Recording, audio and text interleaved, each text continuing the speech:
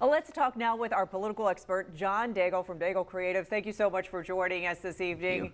So we know that Trump is the winner in Florida, and that was to be expected. But tell me, what is there that we can learn from this Florida primary election? Well, I think you're right. There's very little drama as to who the winner was going to be. But for political insiders and campaign people, there's going to be a lot of analysis over how big Trump won in Florida. We look back on the last presidential race here in 2020 when he was a sitting president and took 94% of the primary.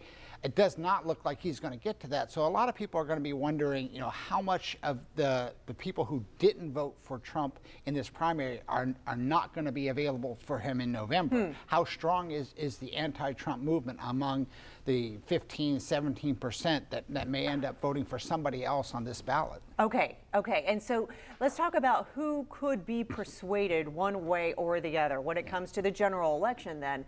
Folks who could be persuaded for Biden, those for Trump. So if those in the Trump campaign, the first low-hanging fruit for them, it's got to be the Haley supporters and the DeSantis. They've got to be able to bring those people into the fold first. And then, of course, there's that 43% of independents who will be voting in November who couldn't vote at all in any of these primaries. They would be probably the next attractive, persuadable target, if you can call them that.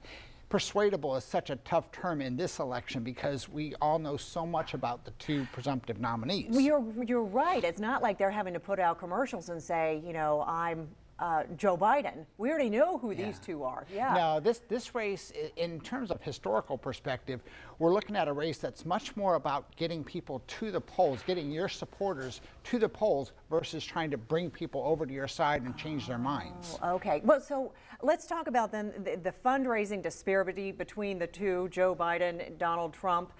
It's wide. Yeah. What's the importance of that? Well, some reports show as much of a 3-to-1 favor right now for the Democrats and the Biden campaign over the Trump campaign.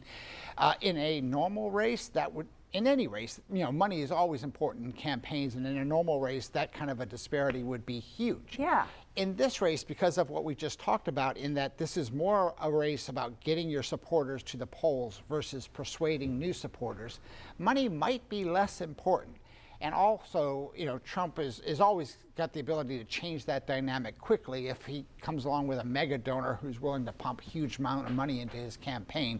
So it's still early. Yeah, we will see what happens. Okay, well, thank you so much, John Daigle, our analyst when it comes to politics. Thank you so much for being here. Thank you. Okay, back to you.